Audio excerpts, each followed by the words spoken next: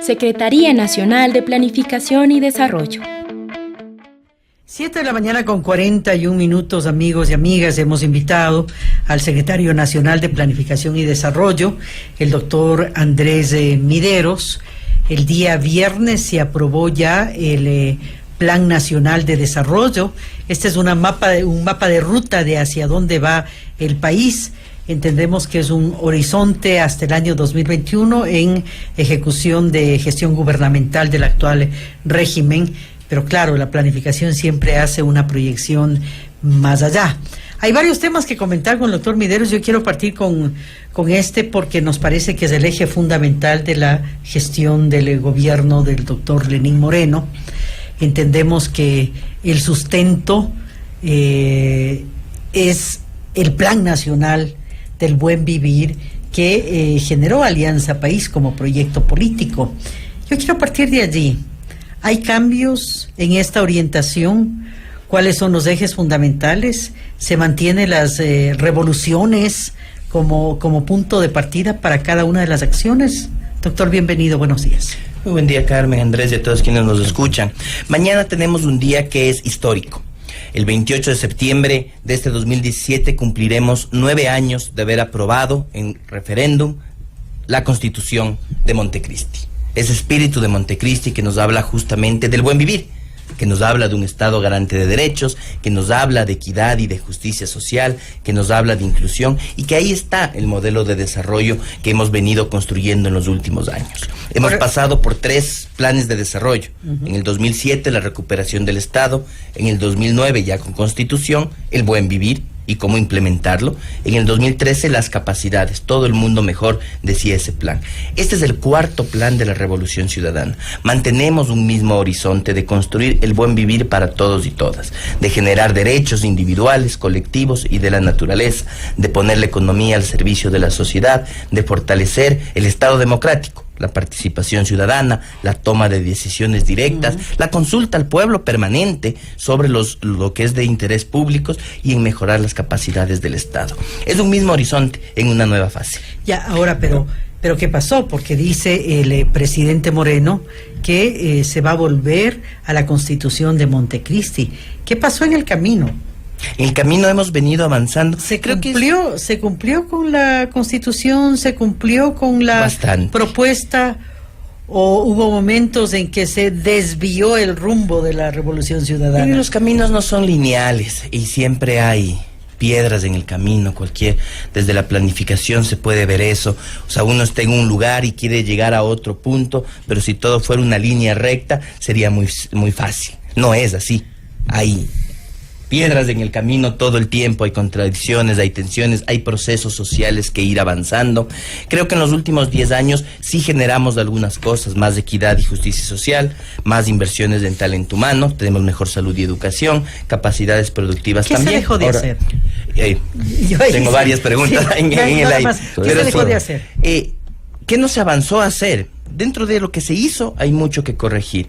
¿Qué falta por hacer? Todavía no hemos erradicado la pobreza. Todavía no hemos erradicado la desnutrición. Todavía hay una gran cantidad de ecuatorianos y ecuatorianas sin una vivienda digna. Todavía somos una sociedad violenta. Todavía somos machistas, racistas y xenófobos. Hay que decirlo con todas sus letras y palabras. Y por eso tenemos que trabajar justamente en esos elementos, en sostener la garantía de derechos, también en incluir más. Que no hemos logrado hacer tampoco el cambio cultural, la revolución cultural que sí estaba planificada desde un principio. En lugar de ser individualistas, pensar en la solidaridad. En lugar de pensar la solución de nuestros conflictos a través de la violencia, a través del autoritarismo, la imposición, pensar en el diálogo. Y el diálogo que plantea el presidente Lenín Moreno es mucho más que una propuesta de gobierno, es una propuesta de sociedad. Ahora, creo que tenemos que entenderla de esa manera. Una de las propuestas para la consulta popular tiene relación con la preservación del Yasuní, es decir, que el petróleo quede bajo tierra. Esta fue una decisión del gobierno anterior más bien contraria. ¿Cree usted que si acaso llegase a preguntarse algo así y el pueblo dice que se quede bajo tierra, recularía el gobierno a propósito de esta política de explotación de petróleo? Esto es un proceso de revolución ciudadana. Creemos fervientemente en que el mandante, el pueblo, es el que manda, redundando, ¿verdad? Si es que el pueblo decide algo, hay que hacerlo. Simplemente hay que hacerlo. Y ahí hay unos elementos importantes para conversar, porque todavía hay necesidades materiales en el país. Todavía tenemos una necesidad de recursos de alrededor de 7.000 millones, es un montón de plata, para agua y saneamiento. Todavía 1 de cada 4 niños y niñas sufre de desnutrición en este país, y mucho de eso es justamente por un tema de agua y saneamiento. Eso solo ahí necesitas 7.300 millones. Si hablas de riego y fomento productivo, necesitas otros 5.000 millones adicionales. De algún lado tienen que salir esos recursos. Habría que explotar, pues, entonces, para sacar. Ahí viene el otro lado. ¿Hasta dónde explotas? ¿Cómo explotas? ¿Y cuándo paras? Porque creo que todos, o la gran parte de ecuatorianos, yo me incluyo en esa parte, estamos conscientes de que tenemos que dejar de explotar los recursos naturales. Y lo vamos a hacer cuando se acaben, o lo vamos a hacer cuando pase una tragedia, como ya está pasando en Zaruma por la minería. Ahí hay que poner mucha atención, o cuando tomemos la decisión de dejar de hacerlo. Y yo diría, dejemos de hacerlo. Pero diría, en el mismo anuncio de dejemos de hacerlo, diría, bueno, ¿y cómo nos comprometemos todos los que hemos tenido mejores oportunidades en esta vida para que todos en este país puedan tener agua segura, por lo menos? Si no es también vivienda digna, y si no es también acceso a salud y educación de calidad. Entonces, esa discusión es de sociedad y tenemos que resolverla. Sería un tema para presentar, para preguntar a la ciudadanía en su conjunto. Y yo creo que sí, en la medida en que le demos la integralidad. Hablar de equidad y de justicia social conjuntamente con derechos de la naturaleza, yo creo que sería un elemento importante para decidir como sociedad. Usted refería hace un momento que es un gobierno que observa como eje fundamental la participación ciudadana. Además, es un eje transversal de la Constitución de Montecristi, pues allí se habla el artículo 204 del poder popular, y se habla como eje transversal de la construcción del poder popular, con la participación activa en los niveles de decisión de la ciudadanía. En este marco, usted también refería que se han desarrollado las mesas de diálogo. Yo quiero profundizar un poquito esto, porque el país espera y está a la expectativa de cuál va a ser el plan en lo económico. Por ejemplo, el comité consultivo, ayer dialogábamos, hay varias propuestas, entendemos que hay consensos. ¿Pero qué ha significado este proceso? Tratemos de hacer una brevísima evaluación, doctor Mideros. Sí, muy rápido. Desde el 13 de julio, que se aprobó una primera versión del Plan Nacional para el Buen Vivir, se dio un plazo de 90 días también para los procesos participativos. El presidente hizo un llamado al diálogo nacional en ese marco, y lo que hemos hecho en el camino son 12 foros ciudadanos. Hemos estado en todo el país, participaron alrededor de 3.500 líderes y lideresas, también ciudadanos independientes. Tuvimos un portal web pero que sigue abierta activo, a toda la base social. A toda la ciudadanía, la invitación siempre estuvo abierta. Además, tuvimos un portal web absolutamente abierto, recibimos cerca de 20.000 visitas, de esas casi la mitad de migrantes ecuatorianos, de becarios en el exterior, que también pudieron aportar, y se realizaron 386 mesas de diálogo, con el último corte que tengo, entre los ministerios y secretarías de Estado. En total tenemos sistematizados alrededor de 12.000 aportes. 12.000 aportes que hemos dado diferentes direccionamientos. Unos de ellos han sido ya incluidos como política pública en el Plan Nacional para el Buen Vivir. Otros son iniciativas legislativas que estamos discutiendo para presentar al presidente una propuesta de agenda legislativa de la función ejecutiva. Y otros son elementos y acciones puntuales ya de los diferentes ministerios a los cuales se está dando seguimiento. Dentro de eso, entonces, tenemos algunos elementos. Por un lado, hemos consolidado este Plan Nacional para el Buen Vivir, que lo aprobamos el pasado viernes aquí en Quito, que será presentado a la ciudadanía el 17 de octubre. Ahí mismo se presentarán todos estos aportes ciudadanos. Es un plan que escuchó las propuestas de la ciudadanía procesó, ¿no? Y que los procesó. De lo contrario, se hace el proceso entre comillas. Exacto, y lo vamos a hacer público. Eso es lo interesante. Esa base de 12.000 aportes ciudadanos la vamos a hacer pública, al menos en el portal web de las empleadas, e indicando qué tratamiento se le ha dado. ¿Fue recogido? O inclusive diciendo, no fue recogido. La propuesta no fue recogida por este motivo. Claro. Esa es transparencia. Y ahí entendemos el diálogo, el respeto al otro, el aprender del otro, el escucharnos, que no quiere decir el respeto al que piensa diferente, absolutamente, ¿no? Que es fundamental en un ejercicio democrático. Y es parte de lo que podríamos decir ha faltado. y de lo que tenemos que construir en estos años como país. En uno de sus últimos discursos usted mencionó que en los últimos 10 años Ecuador ganó en equidad y justicia social, en capacidades productivas y mayores talentos humanos. Sin embargo, hay gente que piensa lo contrario, que en estos últimos 10 años no ha habido equidad social, ha sido gente perseguida por pensar diferente, que las capacidades productivas no han sido desarrolladas, a propósito de que recién hoy estamos haciendo diálogos con los sectores productivos para ver cómo trabajar de la mano. Es decir, esa evaluación parece que tiene matices y bemoles. Absolutamente todo. La polarización hace mucho daño. Es de ciegos decir que no se ha hecho nada. Y es de ciegos decir que todo ha sido perfecto. Hay matices dentro de eso. Tenemos un país que es absolutamente diferente. O sea, no voy a decir, recordemos los años 80 y 90, pero recordémoslo. Y evidentemente estamos identificando una serie de elementos que han estado pendientes o que se tienen que corregir, porque no necesariamente tuvieron los resultados esperados. Pero después de 10 años, ¿el buen vivir está más lejos o más cerca? Yo creo que mucho más cerca. Yo creo que vemos una sociedad con mucha más conciencia ambiental que no teníamos antes. Cada generación trae mayor conciencia ambiental. Yo veo una sociedad que está dispuesta a luchar contra la violencia de género, por poner ejemplos. Y eso es ir hacia el buen vivir. Yo veo una sociedad en donde efectivamente tenemos mucha más acceso a educación. La educación básica está universalizada. Las nuevas generaciones van a estar mejor educadas de lo que estuvimos las anteriores. Yo veo mejor salud también. También veo problemas. Veo que todavía persiste la pobreza, la desnutrición, el tema del agua, el tema del empleo, calidad de servicios que hay que trabajar. Y ahí es que tenemos un Plan Nacional para el Buen Vivir construido con los aportes ciudadanos que se presentará el 17 de octubre y que tiene 3 ejes. El primero de ellos es derechos para todos a lo largo de toda una vida. Ahí está la garantía de derechos y la igualdad de oportunidades. Somos iguales en derechos. Y después tenemos que celebrar nuestras diversidades y respetar nuestras formas de pensar. El segundo eje es economía al servicio de la sociedad.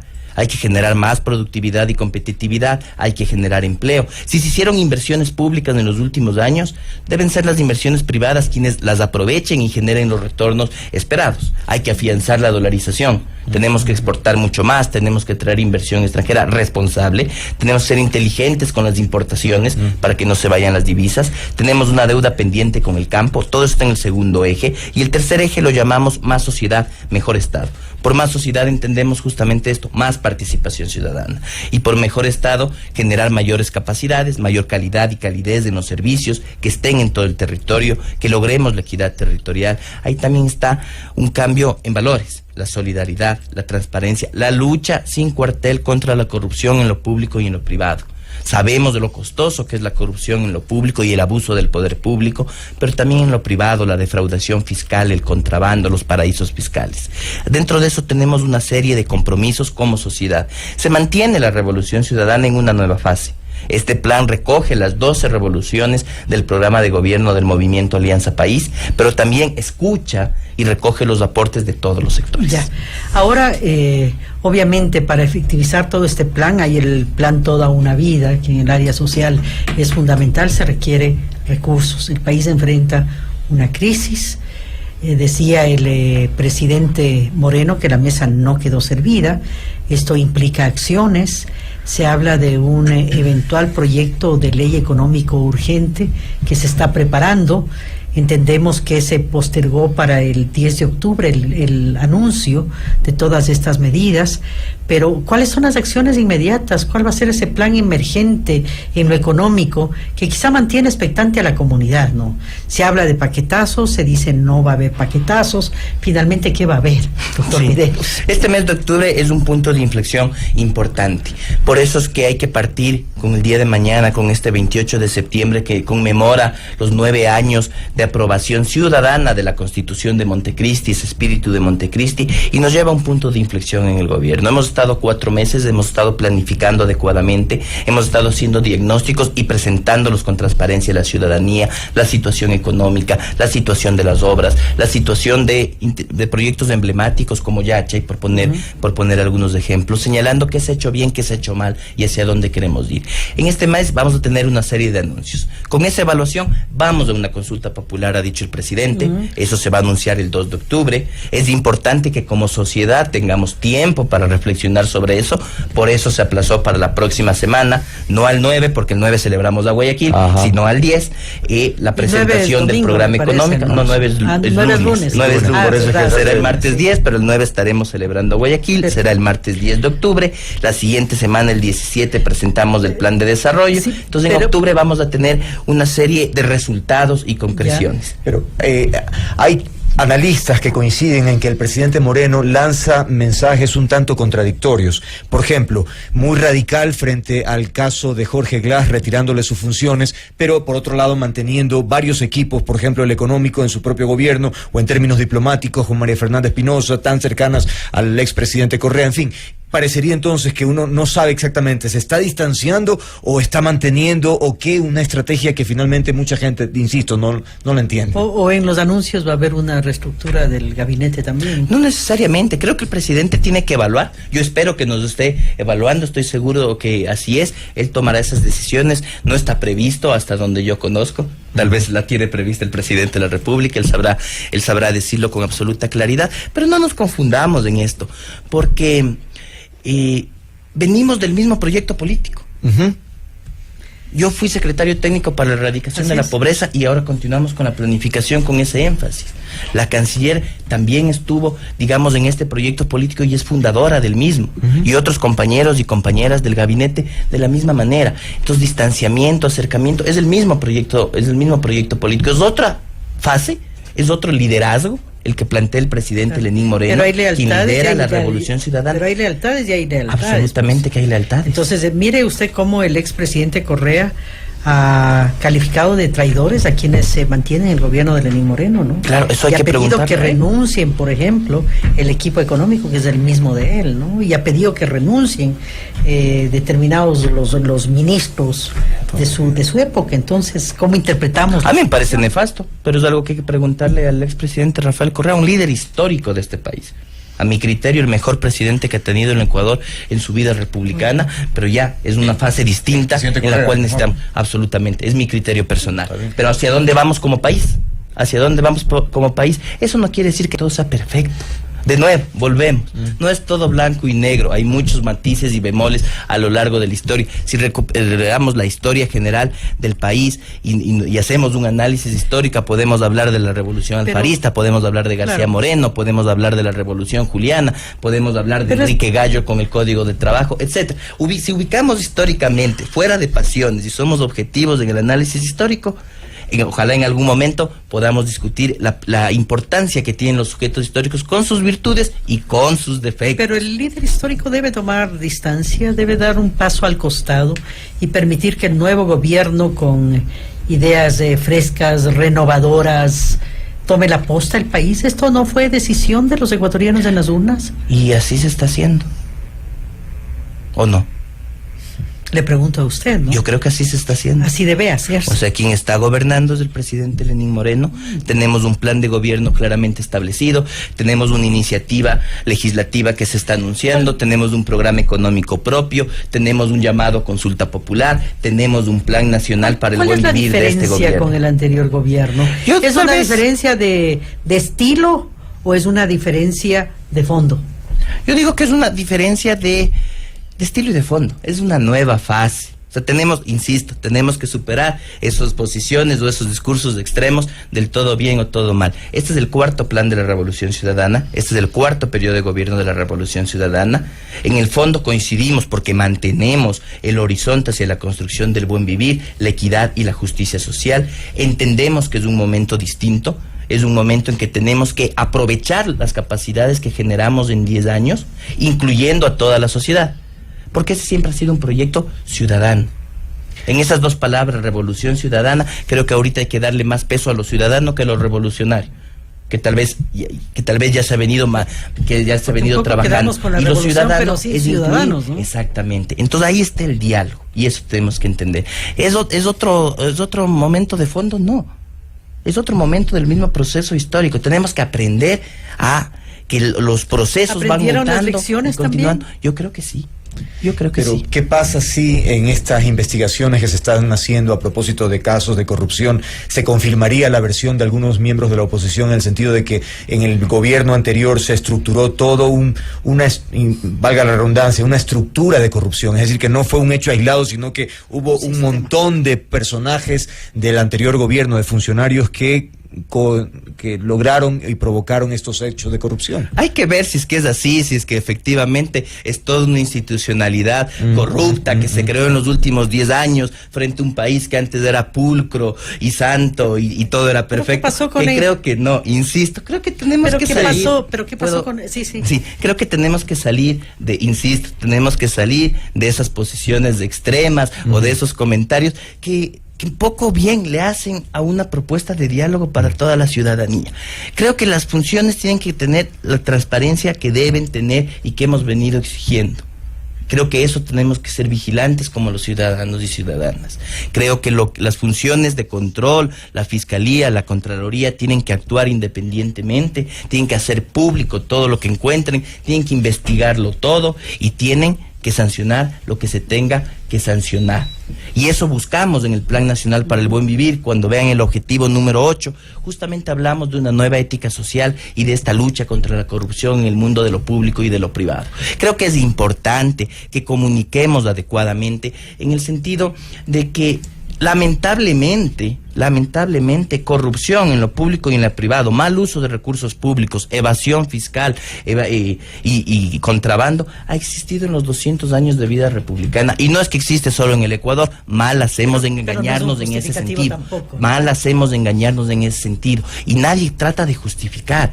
Pero lo que tenemos que aprender a dialogar como sociedad es cómo salimos de ahí. Correcto. Dejar de señalar con el dedo, dejar que cada uno haga su trabajo independientemente, exigir que haya transparencia e independencia. Yo creo que lo que usted dice es básico, ¿no? Dejar que cada uno haga su trabajo, porque ¿qué pasó con la institucionalidad en el país en el transcurso de esta década?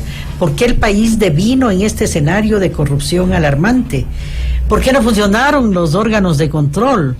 ¿Por qué el titular de la mayor institución que debería controlar justamente la utilización de los recursos públicos también está involucrado? En fin, son varias interrogantes que creo que deben ser insumos para hacer esos procesos reflexivos y aprender las lecciones, doctor Absolutamente, pero insisto, mal hacemos en creer que eso es mal de 10 años. Eso es mal de 200 años de vida republicana. Y creo que cuando asumamos eso y nos podamos ver todos en el espejo, creo que ahí vamos a poder dar saltos cualitativos. Cuando dejemos de señalar al otro como el malo y nos aprendamos a ver como sociedad en el espejo los defectos y las virtudes que todos tenemos, ahí vamos a poder dar ese salto. Y creo que para eso es justamente el diálogo. Creo que para eso es el diálogo. Lo que pasa, el expresidente Correa, claro, marcó mucho el tema de la partidocracia y que era una época nueva y parecería entonces, a propósito de ciertos episodios, que se está replicando incluso la peor parte de la partidocracia. En fin, ya veremos qué dice la justicia. No lo sé. Claro, habrá que esperar. Habrá que ver, sí. Habrá que ver el análisis adecuado. Ya, quizás hay realmente hay tanto que hablar. Yo creo que muchísimo. Ahora tengamos la apertura necesaria para ir analizando esto, ¿no? Sí. Si es que se habla de participación ciudadana, creo que hay que socializar los temas para tener esa activa participación, y nos anima como periodistas no otra cosa sino ser una suerte de hilos vinculantes con la ciudadanía y el poder público, el poder político en este caso. Doctor, a ver, nos quedan un par de minutos, hay tanto de que hablar. Le decía, ¿podría puntualizarnos este proyecto de emergencia en materia económica? ¿Va a tener qué ejes?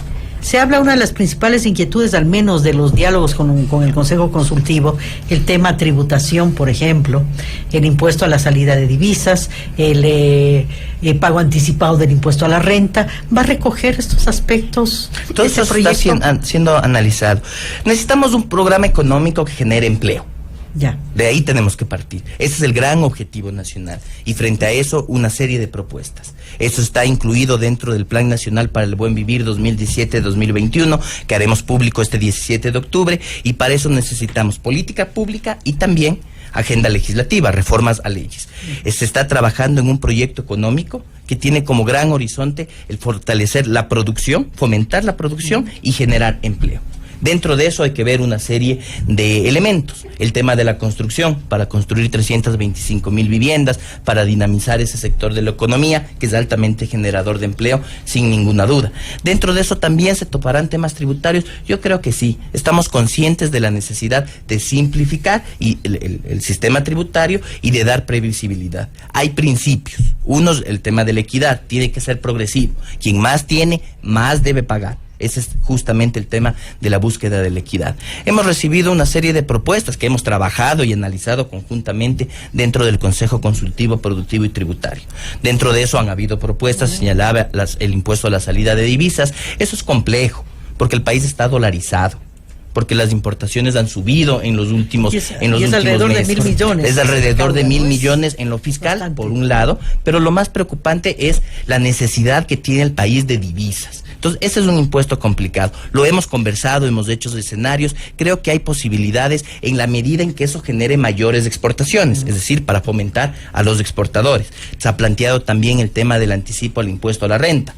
Creo que también hay escenarios que son bastante viables para ir reduciendo paulatinamente en el tiempo temas como el impuesto mínimo, que dé más liquidez al sector privado, pero corresponsable en el sentido de que esa liquidez entonces tiene que generar nuevas plazas de empleo. Ahora, dentro del Consejo, si bien lo mediático siempre es el tema de los impuestos, hay que reconocer que 1/3 de lo que presenta el Consejo Consultivo, Productivo y Tributario es impuestos.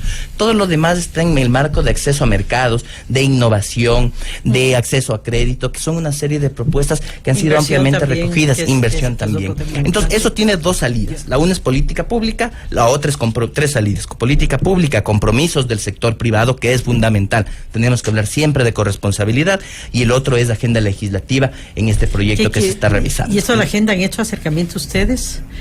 Porque las leyes se aprueban con votos, ¿no? Evidentemente. Entonces, todo el trabajo que se viene haciendo. ¿Qué nivel de compromiso existe? Muy fuerte. O sea, estamos hablando, como lo plantea el presidente Lenín Moreno, de grandes objetivos nacionales. El compromiso con el fomento, la producción y la generación de empleo creo que es nacional. Una última inquietud de mi lado, a propósito del tema de la equidad, porque también hay algunos comentarios en términos de que los últimos 10 años, más bien los grandes empresarios en el Ecuador tuvieron su mejor década, más bien afianzando el monopolio de ciertas áreas. Por ejemplo, los El Juri, que hubo una relación muy cercana con el gobierno, hoy de alguna manera también involucrado en actos de posibles irregularidades. Entonces, como que esta estructura parecería que sí podría empezar a darse. Entonces, estamos hablando de una nueva época, pero radical, digamos, ¿no? Es decir, no podría pensarse entonces que va a continuar todos estos episodios. Esperemos que no, creo que es algo que necesitamos ir limpiando, saneando y transparentando como sociedad, sin ninguna duda. Aunque haya gente de gobierno ahí todavía. Absolutamente, de gobierno, de oposición, de los medios de comunicación, de la banca privada, de donde haya. Creo que es algo que como sociedad tenemos que ir limpiando. Creo que esos vínculos y esos nexos entre el poder económico y el poder político, voy a insistir en eso. Yo soy docente en la Universidad Católica. Rastreémoslos desde si queremos ver lo estructural, veamos efectivamente desde la colonia todo el tema de concentración y acaparación de la tierra. Y desde ahí cómo esos vínculos entre el poder político y el poder económico son tan estructurales a lo largo. Tenemos que ir desatándolos. Hay momentos en que se liberan un poco, hay momentos en que vuelven a atarse. Sin duda. Eso tenemos que analizarlo objetivamente. Pero es un tema estructural de transparencia y de responsabilidad que yo creo que es fundamental para este país. Bien, muchas gracias. Pero antes de concluir, sí, Carmen, es que tenemos ya la confirmación de la nota que dábamos hace un momento. Antes de eso, nada más para cerrar y agradecer al doctor Mideros. Claro, la necesidad de financiamiento son 48,000 millones de dólares hasta el año 2021, ¿no? En 5 años, sí. En 5 años. Eso implica, caramba, que toda esta economía produzca, y ojalá lo logremos con una acción colectiva. Sin duda, pero ¿sabe qué implica eso, Carmen? De ese monto que es global, donde se incluyen 13,000 millones de inversión privada, donde se incluyen 9,000 millones de crédito de la banca pública y privada, lo que corresponde al presupuesto general del Estado son 25,400 millones. Entre el 2017 y el 2021. Si se compara con 5 años anteriores, del 2012 al 2016, estamos hablando de una reducción del 26%. de una reducción del 26% en la inversión pública que se va a hacer a través del presupuesto general del Estado. Eso está debidamente planificado, eso está debidamente costeado y estamos seguros que con ese plan y con la corresponsabilidad, llegando a grandes acuerdos nacionales, vamos a poder avanzar muchísimo en la senda del desarrollo para lograr el buen vivir, que aún no estamos ahí, pero que es nuestro sur que nos moviliza. Y que se efectivice la propuesta del doctor Moreno, así que muchas gracias. Vea tantos muchísimas pendientes gracias. del presupuesto. Continuaremos otro día. Esperamos tenerlo acá, muy gentil que sí. por haber concurrido. Muchísimas gracias. Planificamos para toda una vida.